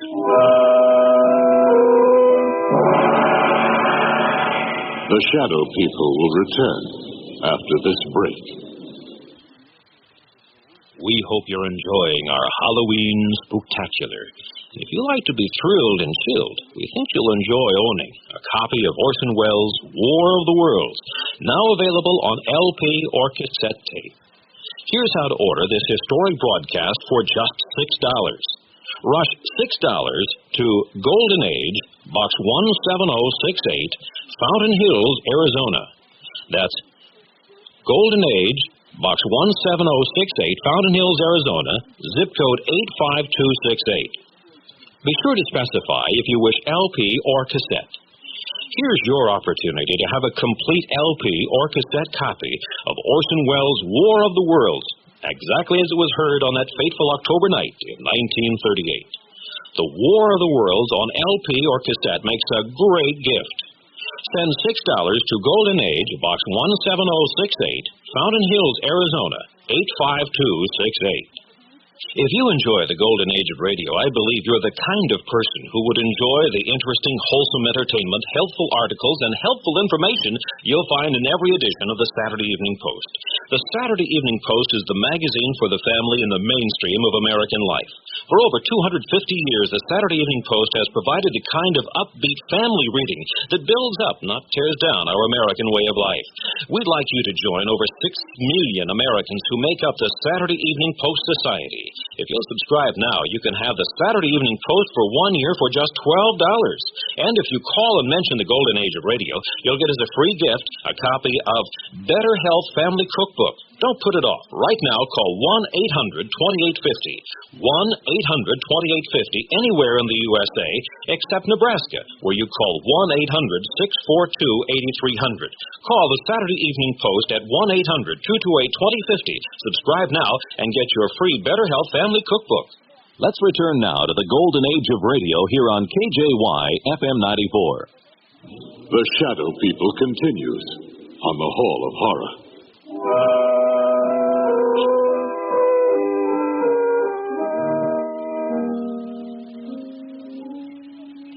We spent the night in my apartment, the three of us.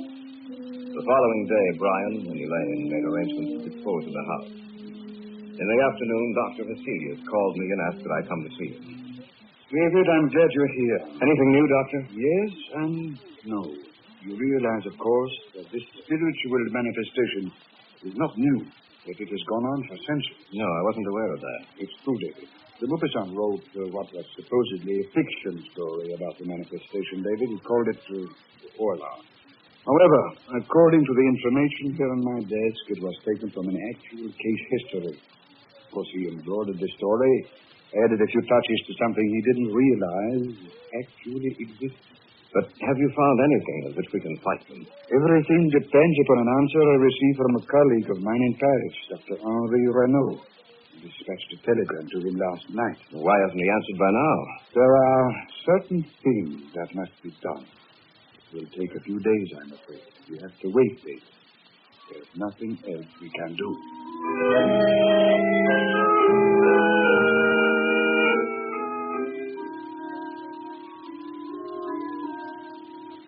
In the next few days, the house was sold, and Brian and Elaine moved into a newer, more modern home a few miles from my apartment.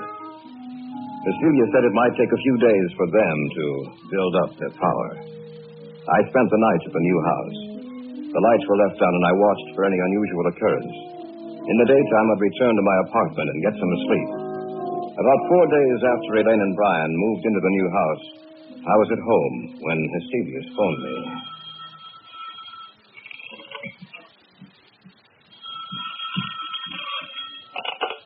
Hello? David? Yes, Dr. Hestelius? I hate to tell you this, David. What's the matter? What's wrong? You are a step ahead of me, David. I just received word that Renaud died or was killed. At the very moment I sent the telegram to me.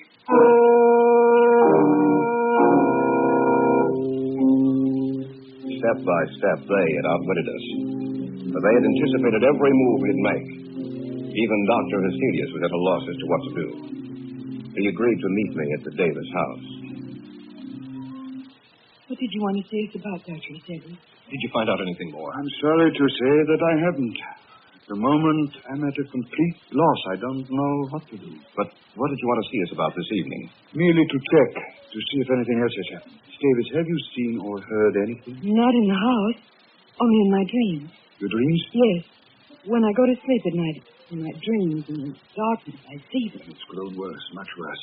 I was hoping that one would not have progressed so far. There's been no disturbance in this house, but now they disturb your sleep, Miss Davis. Now, you must stay awake for as long as you can. I want the three of you to move into my house. Perhaps that will give you more protection.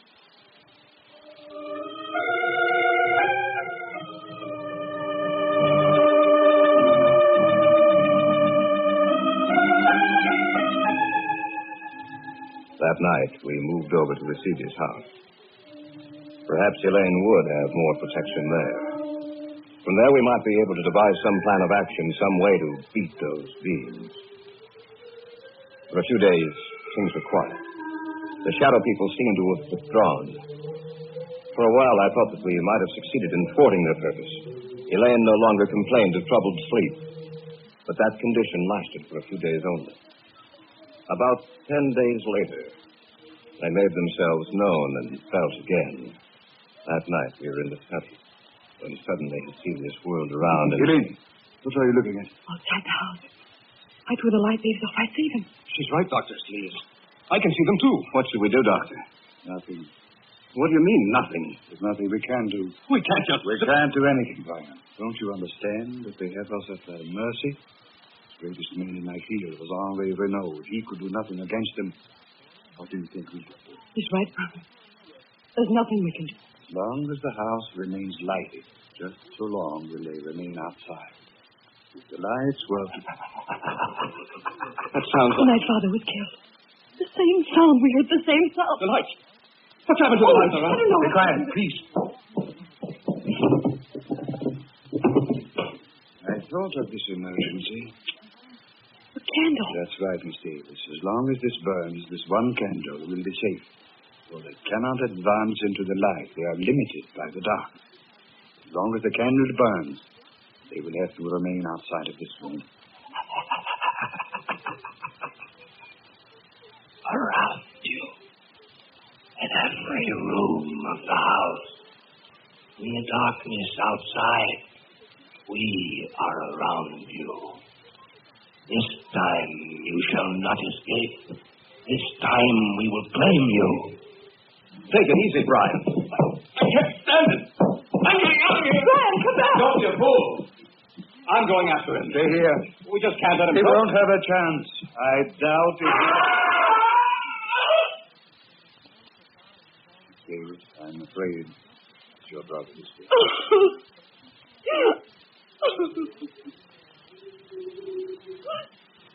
The wind, Doctor. Listen to the wind. I know. Yes, Doctor, listen to the wind. You must realize by now that the three of you haven't a chance. You must know in your mind that we can destroy you at any moment we desire. But, Dr. Hesselius, you may still save your own life. Let the others go. Give them to us. No. No, you will have to take all of us. Shall we destroy your life? Shall we move in on you now? As you will. Do as you will.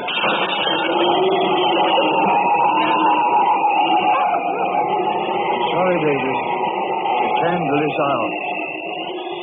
In the darkness. The figures in the darkness.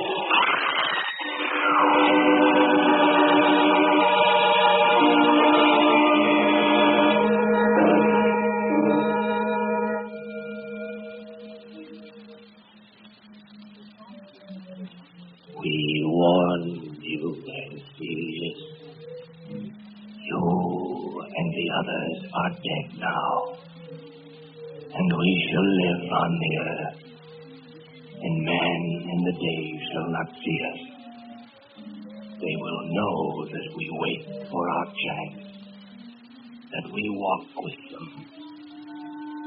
Only in the night, when the darkness grows together, and the forms of the shadow people are shaped from the blackness, will they see us.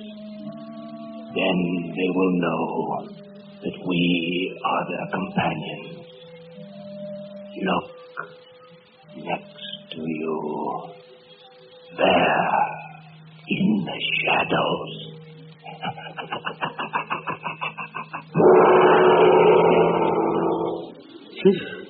I may start sleeping with a nightlight after that story. But then, we all have some fear of the unknown, the strange lying in the shadows. It's good to be reminded that we don't have an answer for everything, and that the forces of darkness and evil take many forms. You might want to think about that as you're leaving the Hall of Horror. Oh, I see by the old clock on the crypt that it's time for me to close up until next Halloween. I hope my little stories got your blood and your imaginations moving.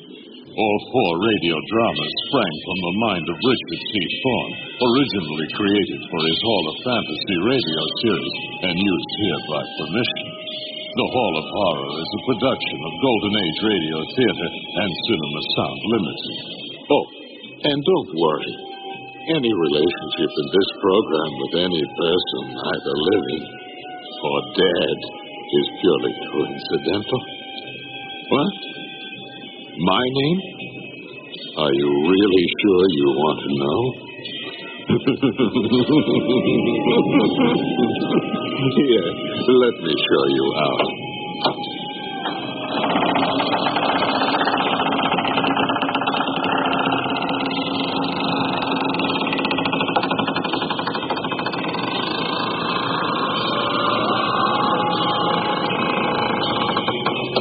Well, good night. Pleasant dreams and a happy Halloween.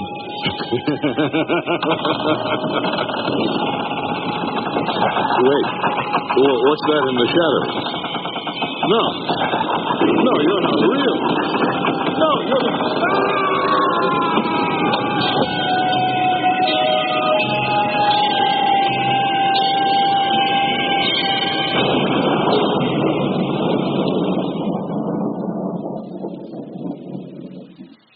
Stay tuned for the original Mercury Theater production of The War of the Worlds, starring Orson Welles.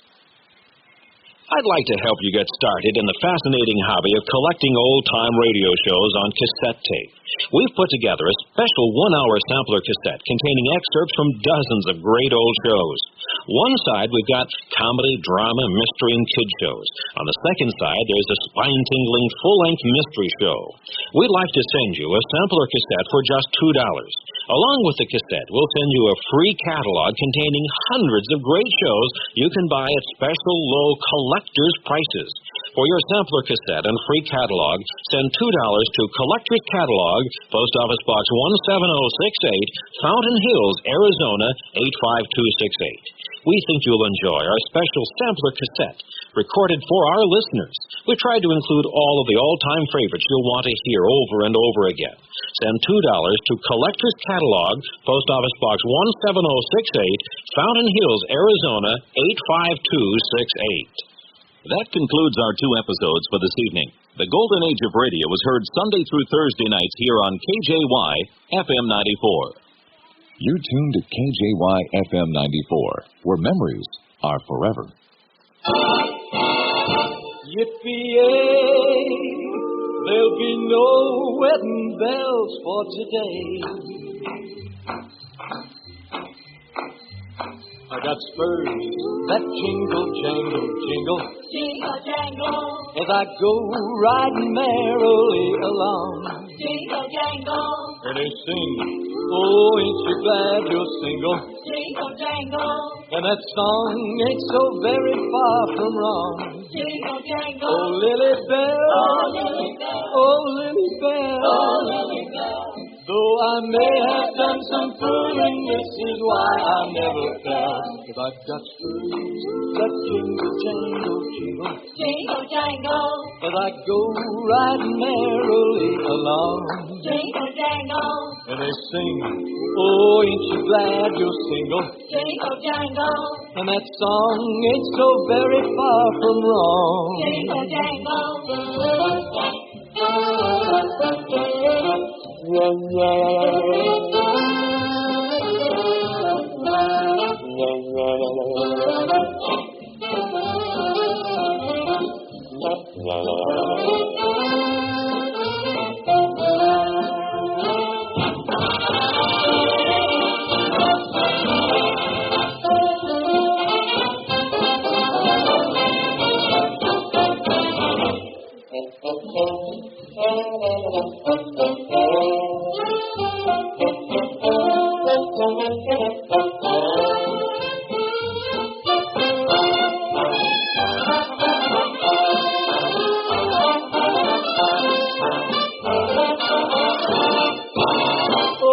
Got spurs that jingle, I got jingle, jingle, spurs that jingle, jangle, as I go riding merrily as I go along. riding merrily along. Oh, ain't you glad And you're single? Oh, ain't you glad And that you're song single? ain't so very far And from that wrong. song ain't so very far from wrong. Oh, Lily Bell, oh, Lily Bell, though I may have done some fooling, this is why I never fell. That I never fell. That jingle, I got jingle, spurs jingle, that jingle, as jangle, I go jingle, riding merrily as I go along. riding merrily And they along. sing, oh, ain't you glad you're single? Oh, ain't you glad And that you're song single? ain't so very far And that from wrong. song ain't so very far from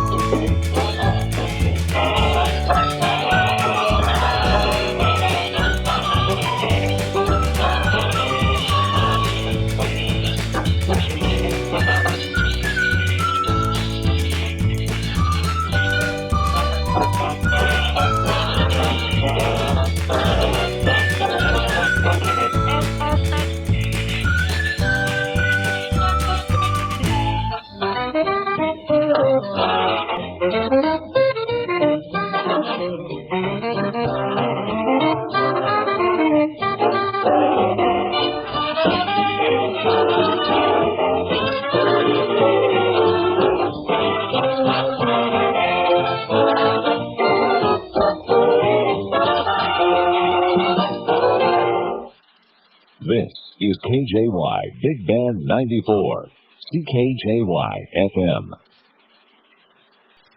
Who